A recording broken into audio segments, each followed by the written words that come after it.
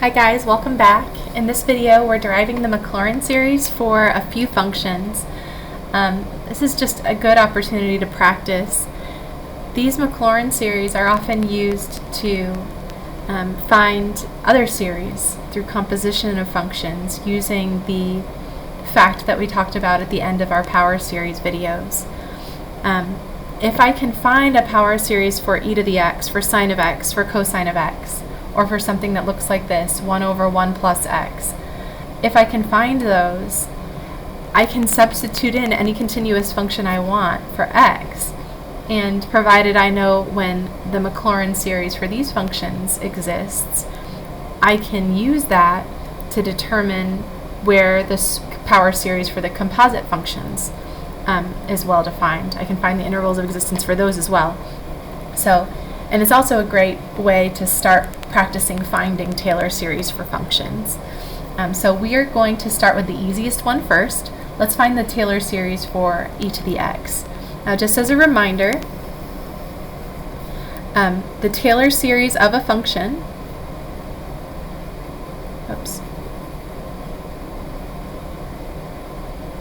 so the Taylor series of f centered at x equals c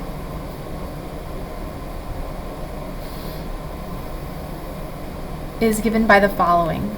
It's the sum as n goes from 0 to infinity, and I'm using a tilde because they are not necessarily equal to each other, of the nth derivative of f at c, all divided by n factorial times x minus c to the nth power. So when n equals 0, the 0th derivative is just the original function value. Then we get the first derivative, evaluated at c, divided by 1 factorial, which is just 1, times x minus c to the first.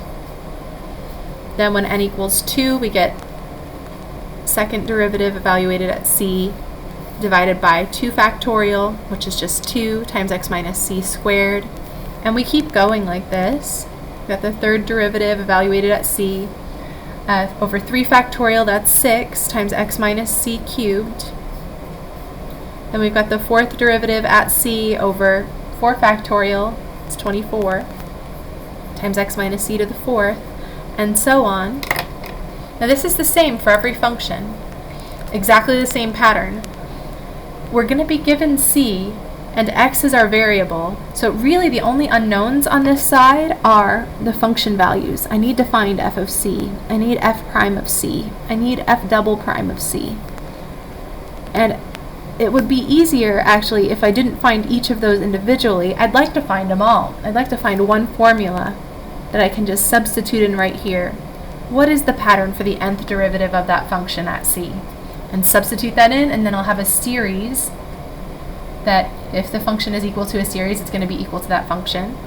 Or otherwise, it's a series that's associated with that function because it's infinitely differentiable at c. And it's generated by that function. So that's what we're looking for. If we're looking for a Taylor series of f, we want to write f this way, or we want to find a pattern for the nth derivative at c and substitute that in. And then if they happen to be equal to, if this equals to a particular power series at c, it's going to equal that one. Okay, so that's Taylor series, and Maclaurin series is just a special case of that.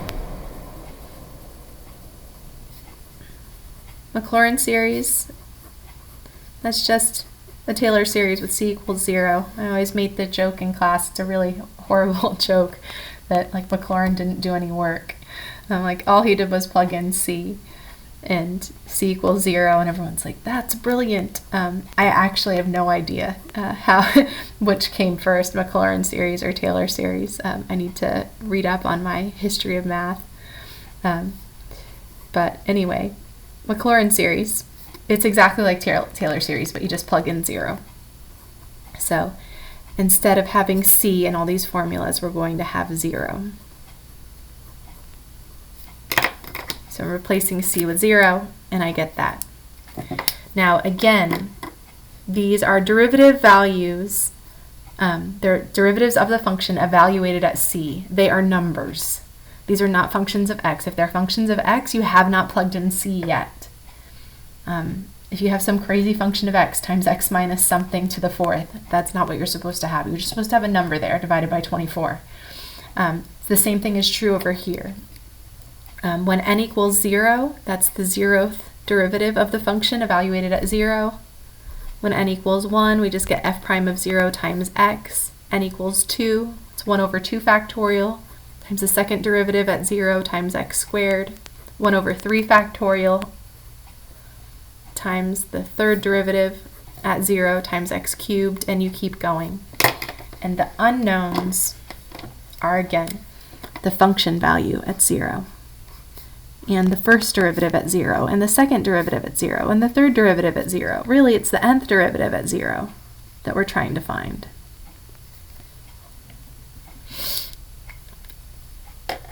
That's it. That's what we're looking for.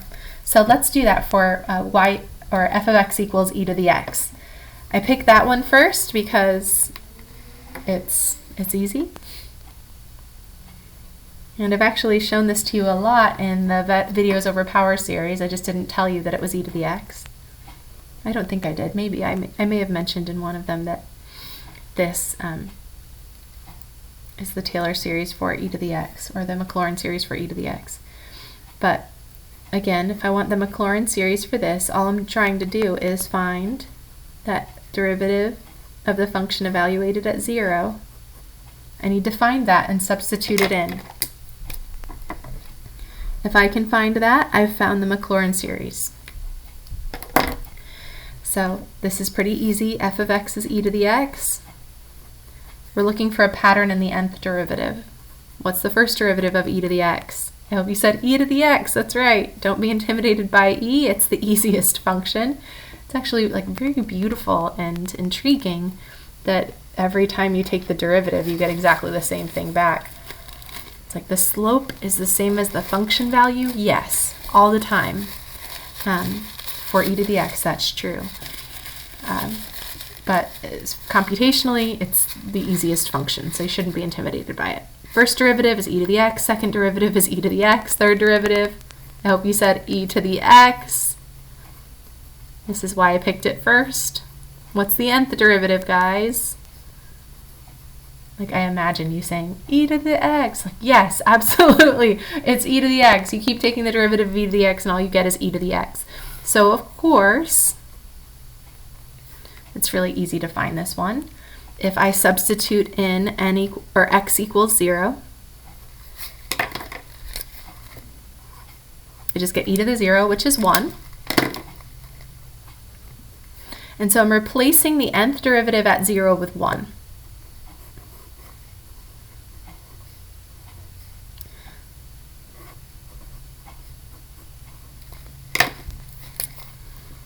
So this is 1.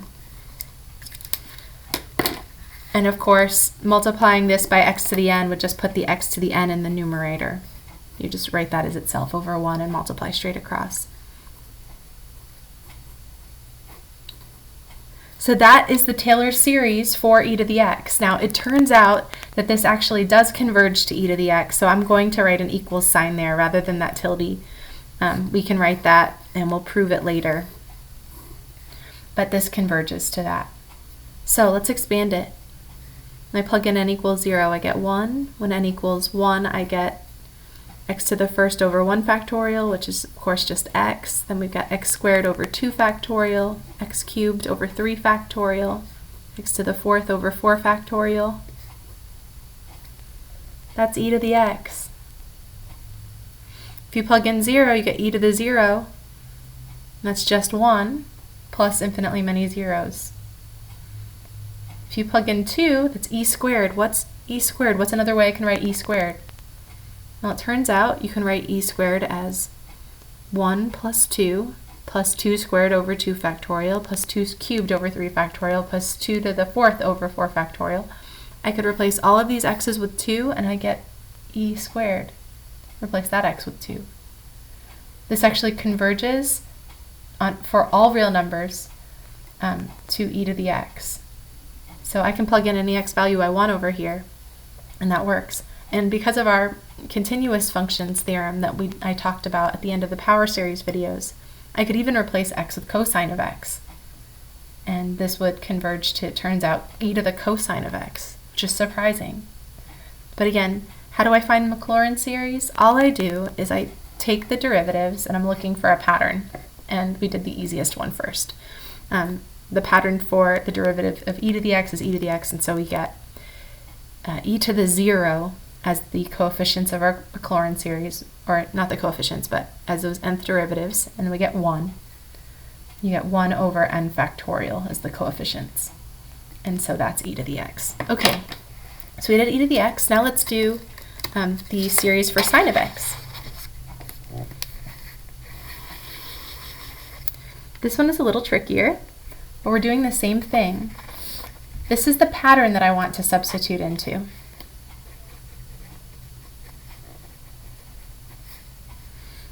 And it turns out that sine of x is equal to its Maclaurin series as well. So I'm going to write equals, but we'll talk about convergence later. There are some special conditions when this converges to this. So we can prove this for each of these functions later if we want to. If we have time, we'll see. I'll definitely prove convergence for at least one of them. Okay, so I need the nth derivative evaluated at 0. I need to find that pattern.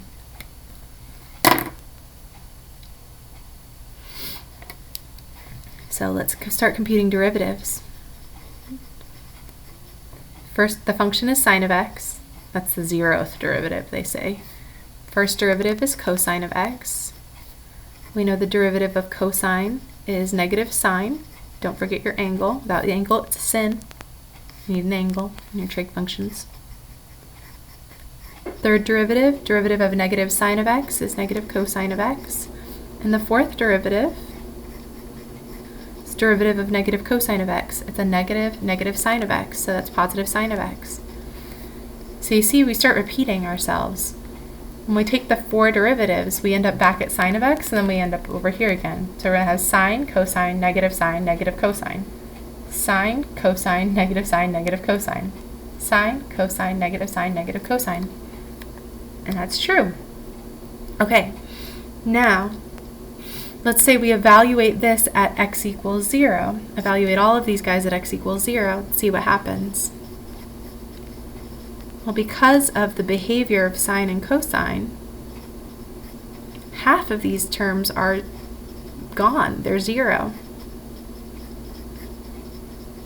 Do you remember which one it is? Which one's 0? Is it cosine that's 0 at 0, or is it sine that's 0 at 0?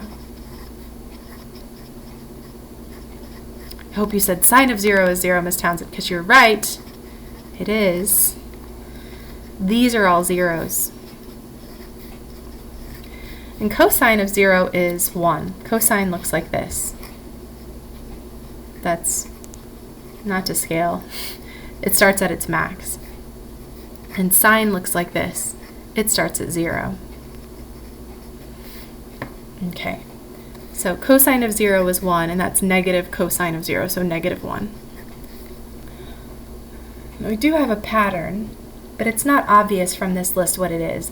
I think it will be helpful if we substitute these in and remember that this pattern continues. We'll substitute those into the expanded form of our Maclaurin series, and then look for a pattern in the expanded form. And I think you'll recognize it when you see it because I kept using sine and cosine in the power series examples. Okay. So sine of x turns out to be equal to its Maclaurin series, and the Maclaurin series looks like this. We've got f of 0 plus f prime of 0 times x plus 1/2 f double prime of 0 times x squared plus 1 over 3 factorial, that's 1/6, times f triple prime at 0 times x cubed, plus 1 over 4 factorial, that's 1 over 24. Oops, that's the 4th derivative at 0. I don't need primes. I need a 4 in parentheses. Times x to the 4th. And maybe I should have left those all as factorials. I think I'll write them all as factorials from here on out. So I've got 5 factorial times the 5th derivative at 0 times x to the 5th plus 1 over 6 factorial times the 6th derivative at 0 times x to the 6th plus 1 over 7 factorial times the 7th derivative at 0 times x to the 7th. I know you're probably like, please stop, there are too many terms. You're right, but most of them are going to be 0, so that's why I'm doing this. Let's do one more. 1 over 8 factorial times the 8th derivative of f at 0 times x to the 8th plus higher degree terms. Okay, we're here. Now let's substitute. F of 0 is 0. That's gone.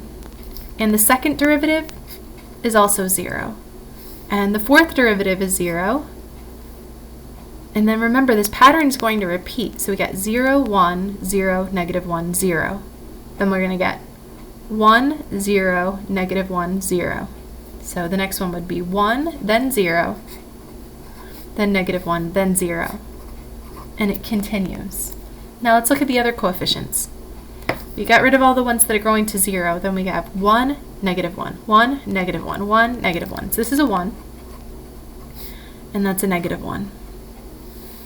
And this is a 1. And that's a negative 1. So let's simplify this a little bit.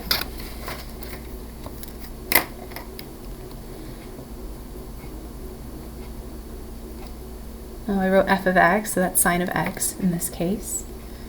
Happens to equal its Maclaurin series, but as we'll prove later. We get x minus x cubed, and that 6 is a 3 factorial, plus x to the 5th over 5 factorial, minus x to the 7th over 7 factorial. And I think we see the pattern. We've got odd powers of x here. I've got x to the 1st, x cubed, x to the 5th, x to the 7th. I hope you know the next one is x to the 9th. That's right. And notice that in the denominator, I'll put that 1 factorial in there as a placeholder. I have exactly the same number as I have in the exponent, but it's factorial in the denominator, and we're alternating. We have positive, negative, positive, negative, positive, negative, and it's going to keep going forever, indefinitely. Okay, now I'd like to write this as a series. Well, if I'm starting with n equals 0, negative 1 to the n will cause it to alternate, cause those nth terms to alternate, the nth term to alternate, excuse me. And when n is 0, we get negative 1 to the 0, which is a positive 1. It starts positive, which is exactly what we want. So we've got that. Now, these are odd powers of x. So that means I need an x to an odd power. So that's either going to be 2n plus 1 or 2n minus 1. Because if I take n and I double it, it makes it even. If I add or subtract 1 from there, it makes it odd. But we want this to start with a positive 1. So when n is 0, if I make that x to the 2n plus 1, when n is 0, this is just x to the 1st, which is right there. So that's good. And in the denominator, I've got the same number as I have in my exponent, but that factorial. So sine of x is equal to this. Now, this is something I do ask my students to remember, typically. This is not on a formula sheet. This is just something that you're supposed to retain as you take quizzes and tests over this material. And students say, how on earth am I ever supposed to remember that? Well, you can remember it if you remember what the sine function looks like. Sine is an odd function, and I don't mean strange.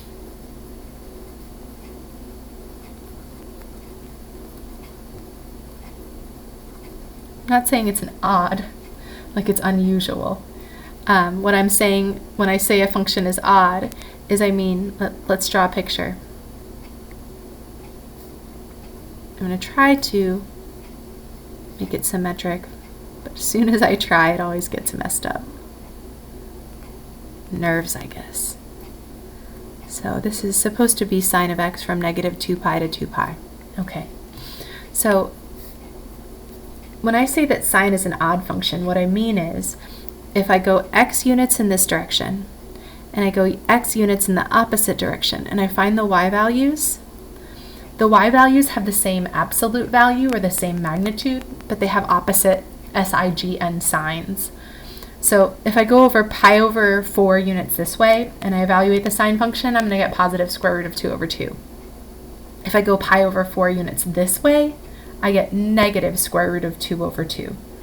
Or if I go pi over 2 units this way, I get 1. If I go pi over 2 units this way, I get negative 1. So the y values, sine of x and sine of negative x, are very closely related to each other. They're not the same, but they're opposites. One is positive and the other one's negative. Since these are opposites of each other, that's the y value on one side, that's the y value on the other side. We can just multiply one of these by negative 1. The opposite of sine of x is sine of negative x. In trig class, I've seen some students think of this as factoring. It's not factoring, but you can almost think of it that way. They see that negative inside and they're like, oh, I'll just factor out the negative. Like, not really. It's not really factoring, but it kind of feels like that, doesn't it? Because sine is an odd function, this happens. In general, odd functions have this behavior. F of negative x and f of x are opposites of each other. This is just odd functions in general, and this is for sine of x. It's an odd function. So it makes sense that this gets the odd terms. Now we talked about in our first video, I think, of power series, we talked about partial sums of power series as approximations to functions. And if I look at the partial sums of this, I think it makes even more sense why the sine function would get all of the odd terms. So our zeroth degree, or our zeroth order Taylor polynomial, is just 0. I've just used a term without defining it. I'm sorry. The Taylor polynomial of order n, this is just a truncated Taylor series. It's going to include all of the terms up to the x to the n term. Now you're not using the value of the index here. You're using the powers in the expanded form here. So it's a truncated Taylor series, and it includes terms up to, and I'm going to just emphasize including, the x to the n term. So the zeroth degree Taylor polynomial, that's just the one that has an x to the 0 in it, or a constant, is 0, because there is no constant Taylor polynomial here. But the first degree Taylor polynomial, that goes up to x to the first, that's just x. The second order Taylor polynomial, well, we don't have an x squared here, so we're just going to get x again. Now the reason why we call this a Taylor polynomial of order n as opposed to a Taylor polynomial of degree n is for the reason that I just described. This Taylor polynomial of order 2 isn't a second degree polynomial, it's a first degree polynomial because the coefficient of x squared in the Maclaurin series is 0. So that's why we use order instead of degree there. It's just a fine point. Third degree or third order Taylor polynomial goes up to the x cubed term. Fourth degree, well, there is no x to the, I keep saying degree. Fourth order Taylor polynomial goes up to the x to the 4th term, and there isn't one, so it's the same as the last one.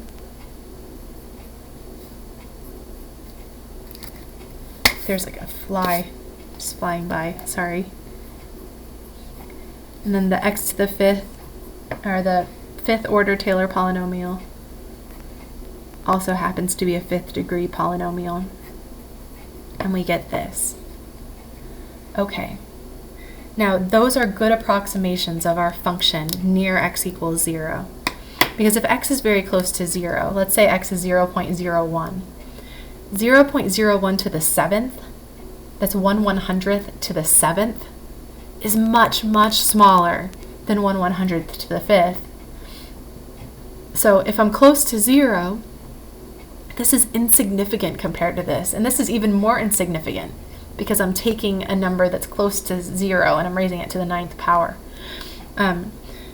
So when we take these partial sums of our Taylor series, which are called Taylor polynomials of a certain order, they are good approximations to our function near the center of the series. In this case, the center is 0 because we're dealing with a Maclaurin series.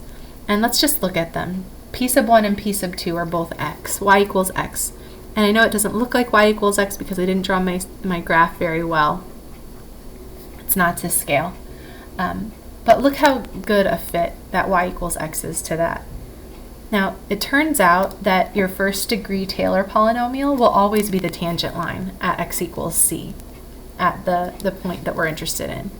And I guess here, those are Taylor polynomials, but this is a special case because they're all centered at 0. They're called Maclaurin polynomials. So this guy, first degree Taylor polynomial, happens to be the tangent line. That will always be the case for your first degree Taylor polynomial. Okay, now this cubic polynomial that fits really well, well, that's going to look something like this, approximately. So you're saying, what? I know. It's pretty cool, isn't it? That's a pretty good fit. It's even a better fit than the tangent line. And if I went up all the way up to a 5th degree Taylor polynomial, well, I think that one actually looks like this. Well, I'm not 100% sure. I want to say this is tentative. You might get a graphing calculator out or go to desmos.com and say that it might look like this. Something like that. And that would be the 5th degree polynomial. It's got a lot more hills and valleys. Now that's not precise, but you get the idea. Since it's an odd function, when I add these alternating, like odd powers of x back and forth, we get more and more of the sine function. And it turns out if we get all of them, we get the entire sine function, which is, I think, pretty cool. So that is how we find the Maclaurin series for sine of x. And now we've seen how the Maclaurin polynomials approximate sine of x. Now, another thing that you should know about Maclaurin polynomials, or actually Taylor polynomials of any order, is that they agree with the original function in their derivatives. So the, let's say, P sub 0 of x has the same function value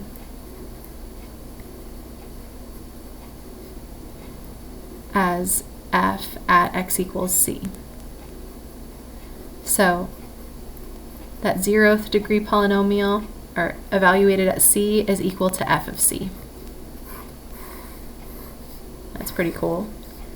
And the first ordered Taylor polynomial, this has the same function value and the same first derivative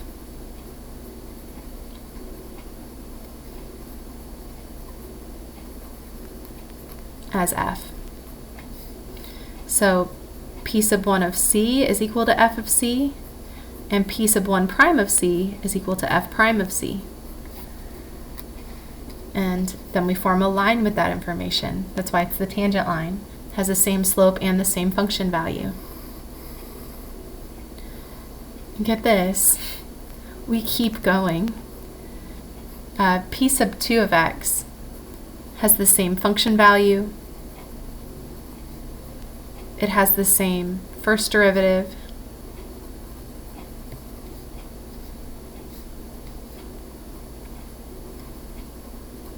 And second derivative, but only at x equals c. So this is giving us a parabola that fits really well because it has the same slope, it has the same function value, it has the same concavity. So f of c is equal to P sub 2 of c. and f prime of c is equal to p sub 2 prime of c, and f double prime of c equals p sub 2 double prime of c. These guys are the same. So basically we're finding a polynomial, the nth degree or the nth order Taylor polynomial has the same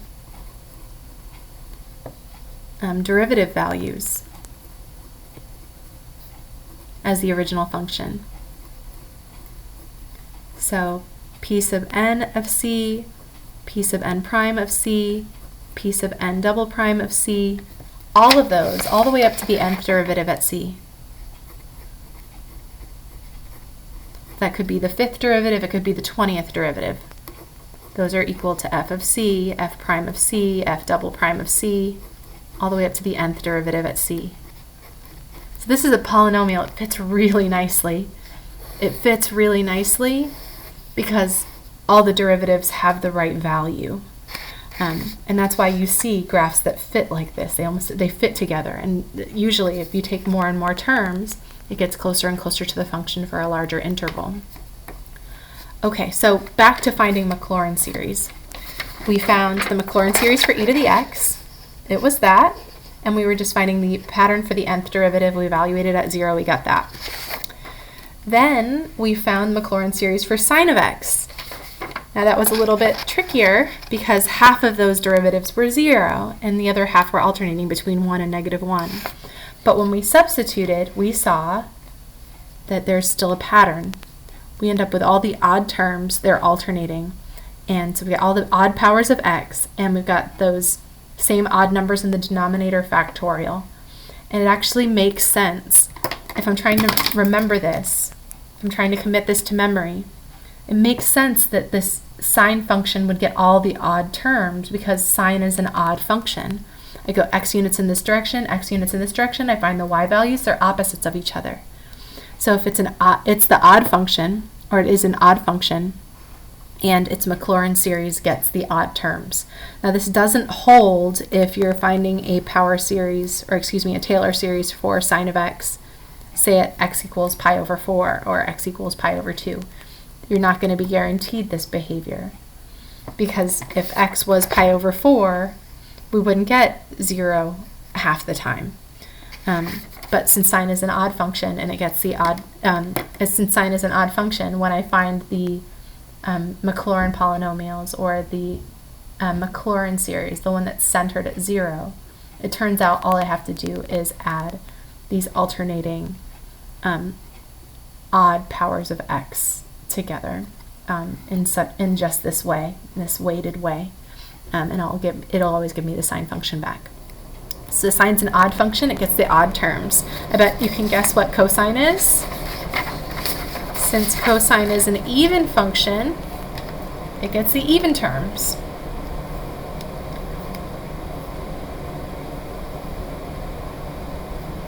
Actually, I probably should have drawn it a little ways out. Let's draw it a little ways out.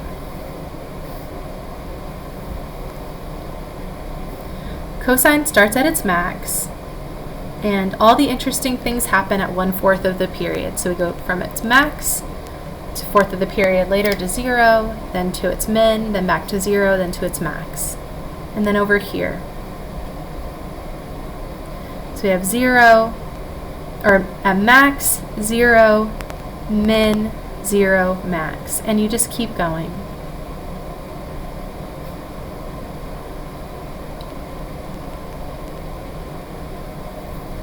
So that's our cosine function. Now cosine is an even function. And even functions have this property. If you go x units to the left and you go x units to the right, I think I said it the opposite of what I drew. That's okay. So we go x units this way and x units this way, and we find the y values. The y values are the same. So cosine of x and cosine of negative x are the same. That's true for any even function. Even functions, f of x and f of negative x are the same. So you see that symmetry. Even functions are symmetric about the y-axis. If I took this graph and I folded it in half, you wouldn't be able to see the difference between this graph and that graph because they're going to be exactly the same. It's just going to, this side, if I folded it in half, would just lay directly on top of this side. So this is true for all x. So cosine is an even function. It turns out it gets all of the even terms. Let's derive the cosine Maclaurin series, and then we'll see that we get all the even terms. So remember, if you're finding a Maclaurin series, you're just trying to find a pattern for the nth derivative evaluated at 0. This is a special case of the Taylor series. It's just a Taylor series with c equals 0. Okay, so this is what we need.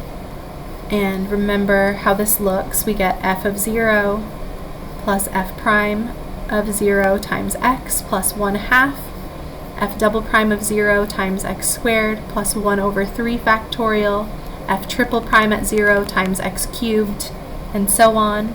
1 over 4 factorial times the fourth derivative at 0 times x to the fourth plus 1 over 5 factorial times the fifth derivative at 0 times x to the fifth plus 1 over 6 factorial times the sixth derivative at 0 times x to the sixth, and so on.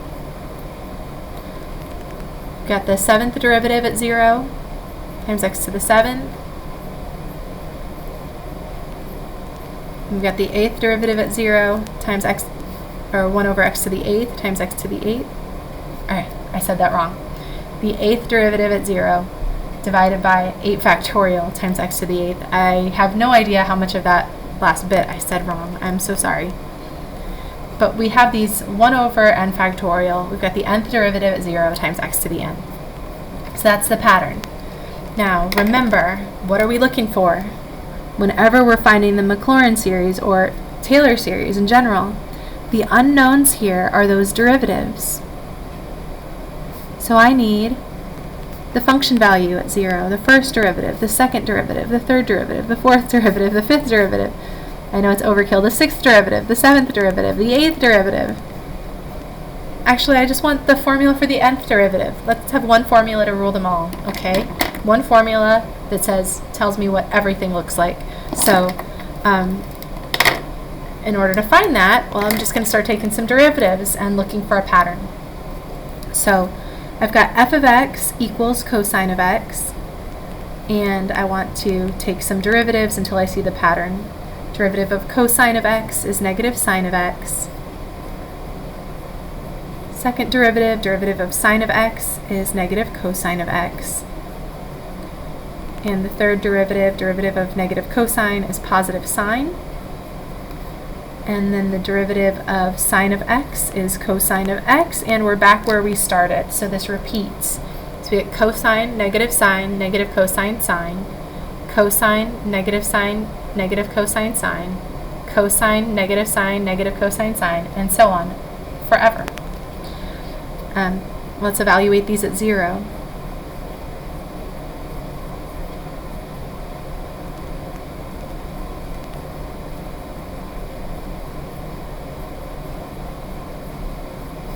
Well, we know cosine of 0 is 1. Look at our picture. Cosine of 0 is 1, starts at its max. So that means that's a 1, that's a negative 1, that's a 1. And sine of 0 is 0. So this is our pattern. We get 1, 0, negative 1, 0. 1, 0, negative 1, 0. 1, 0, negative 1, 0. And it's just going to keep going forever. Now, you might think to yourself, I don't know how to come up with a formula for that. I don't either, honestly. So I think the easiest way to find one series representing cosine of x, and it turns out that cosine does converge to its Maclaurin series, so I'm writing an equal sign there. Although we can't write that equal sign in general, this one does converge, and we may prove it later. I'll prove it for at least one of them later. But yeah, let's just substitute these values in, and we'll try to find a pattern for that entire series. Well, f of 0 is 1, f prime of 0 is 0. f double prime of 0 is -1.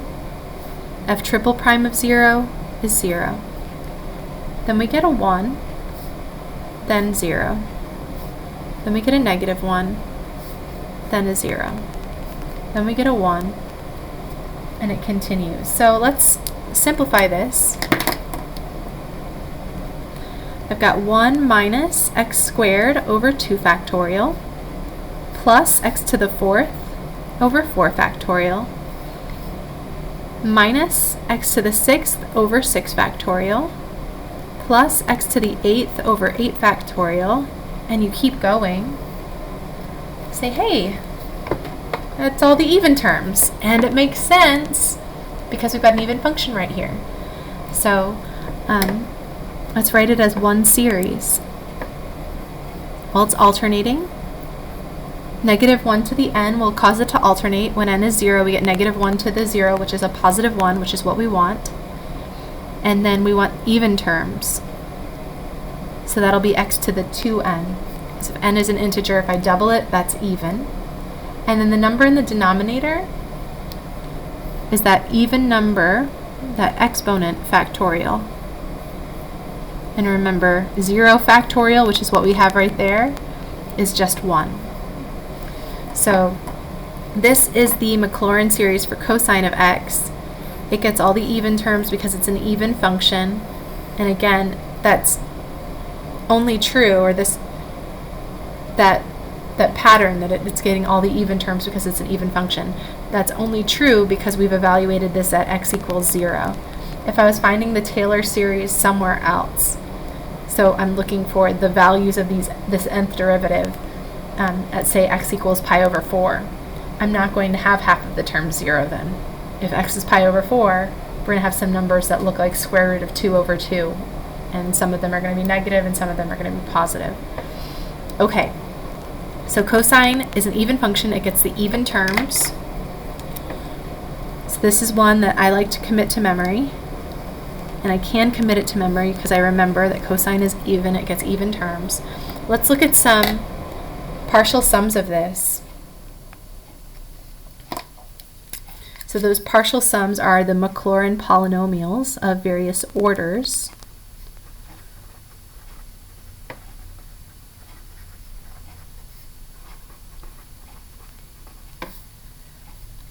So p sub 0 of x is, well, I'm looking for the x to the 0 term. That's the constant term, so we get a 1. And p sub 1 of x, I'm looking for the x to the first term. Now we don't have an x to the first term, so this turns out to be just the same as the last one. It's still 1. The second order Maclaurin polynomial goes up to the x squared term, so we've got 1 minus 1/2 x squared. Third order goes up to x cubed, but we don't have that, so the third order Maclaurin polynomial is the same as the second order Maclaurin polynomial. And fourth order goes up to the x to the 4th, so we have 1/2, or this, the second order polynomial, and then we add that x to the 4th over 4 factorial. So that's 1 over 24 x to the 4th. And p sub 5, that's the fifth order one, is the same as the fourth order one because there is no x to the 5th over here. Okay, so let's graph these. The 0th degree, or 0th order, and it happens to be the same as the degree, Maclaurin polynomial for cosine is just y equals 1.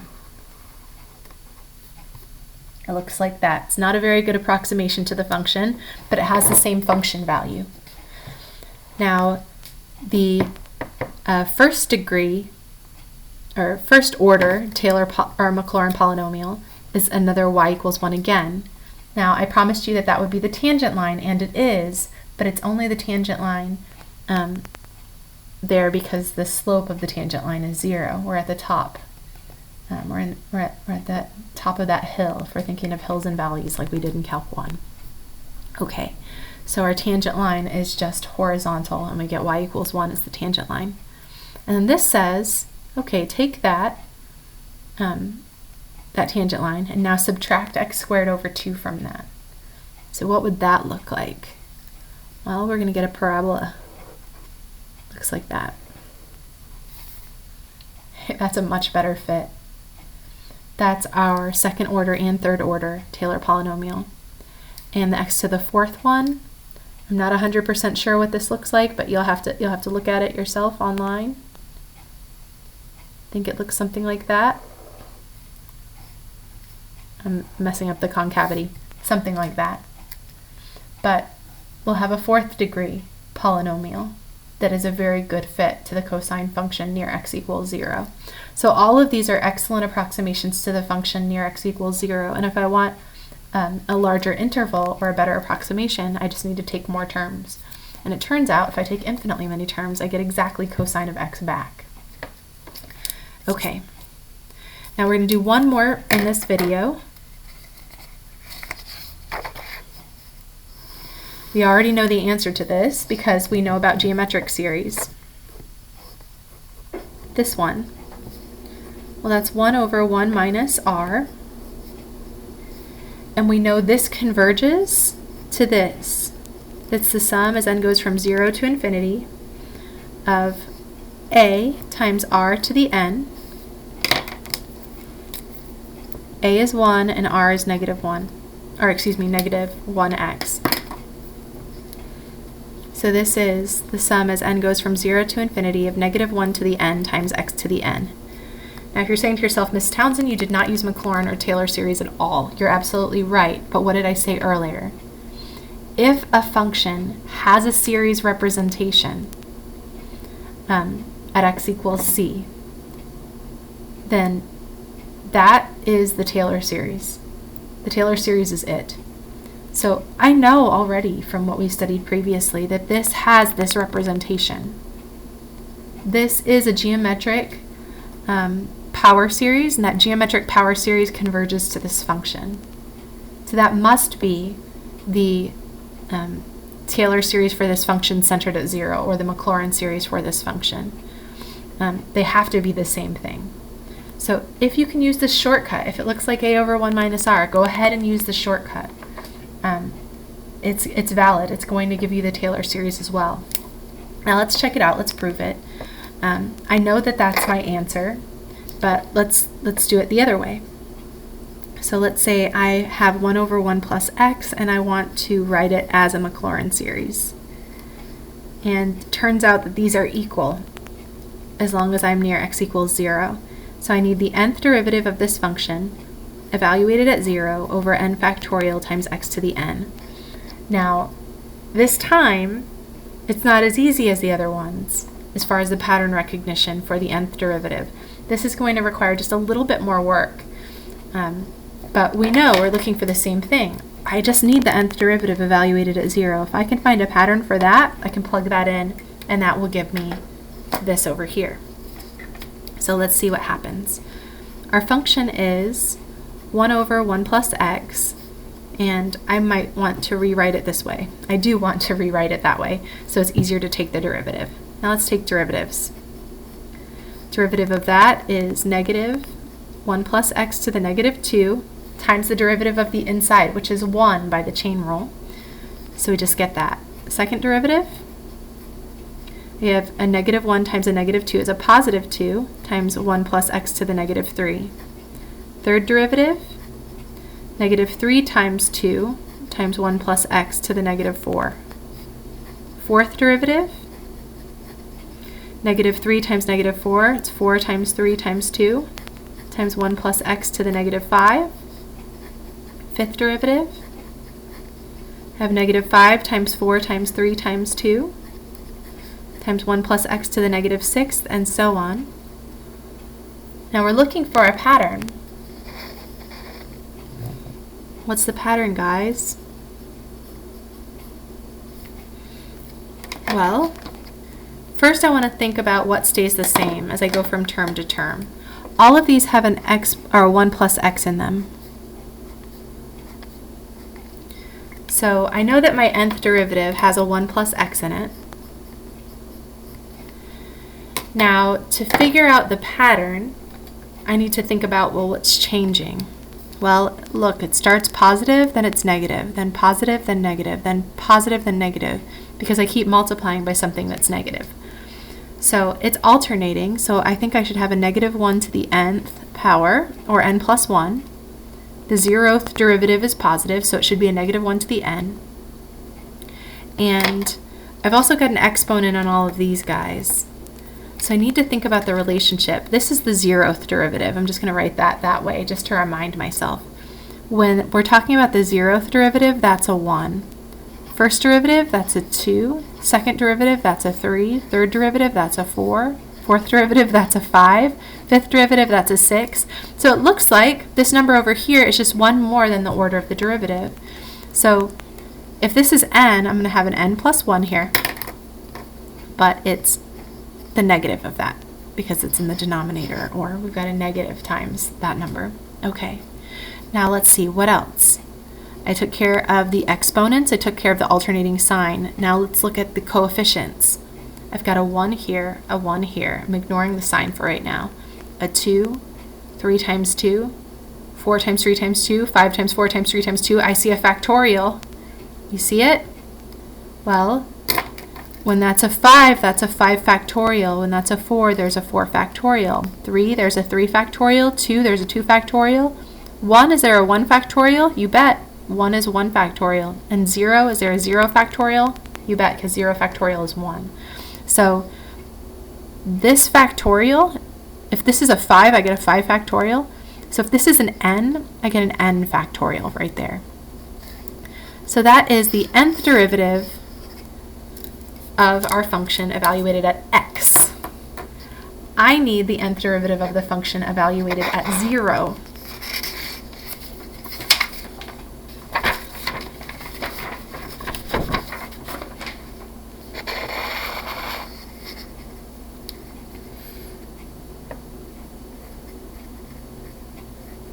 So I'm replacing my x with 0.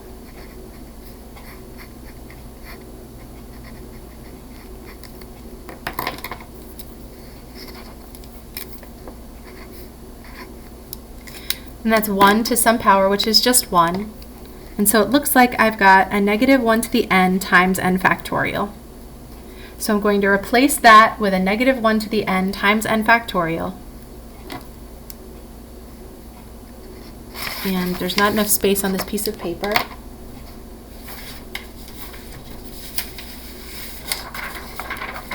Let's use this one. So I have 1 over 1 plus x is the sum as n goes from 0 to infinity of the nth derivative of f at 0 over n factorial times x to the n.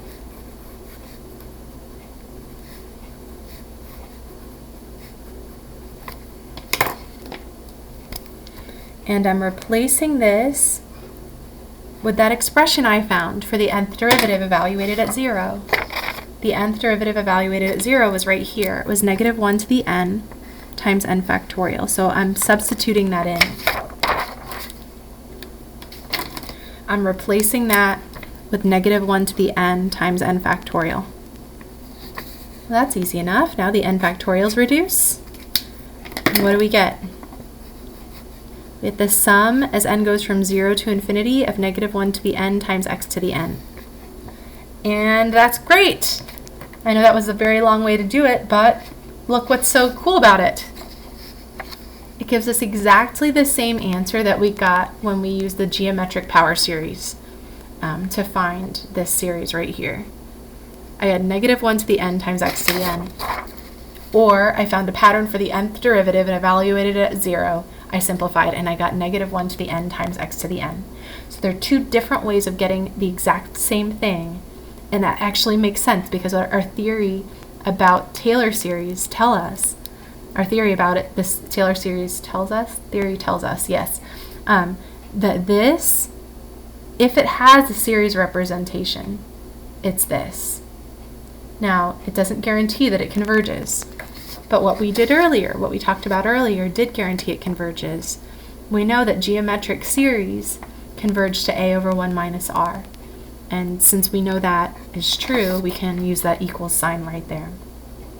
Okay, So that is the Maclaurin series for some known functions. Let's write the ones down that we know. We just found these, and I'm going to use equals signs because they do converge to the generating functions in this case. E to the x is x to the n over n factorial. Sine of x has this Maclaurin series. Sine is an odd function. The terms alternate, and since it's an odd function, it gets the odd terms when we find the Maclaurin series for the function. Taylor series at other points are do not have that property. And cosine is an even function. It gets the even terms. So that helps me remember. And then we just did 1 over 1 plus x. Turns out to be this. Similarly, 1 over 1 minus x. We get a times r to the n. R is x. So that's going to be that. Now I've got this list of functions. I know all of their Maclaurin series. And so if I wanted an infinite series representing e to the cosine of x, it would just be cosine of x, all raised to the n over n factorial. Or if I want sine of e to the 3x, I could replace all the x's with e to the 3x. And that would be a series representing sine of e to the 3x. If I want to replace this with a continuous function, replace that with natural log of x, I can do that. And it's going to converge where these series converge. Now these three converge for all real numbers, as can be shown using the ratio test. And it turns out that they converge to their generating functions. These two converge when the absolute value of x is less than 1. Because that's when r is less than 1. Our absolute value of r is less than 1. So those are our short list of 5 series that we'll use to come up with Maclaurin series for other functions.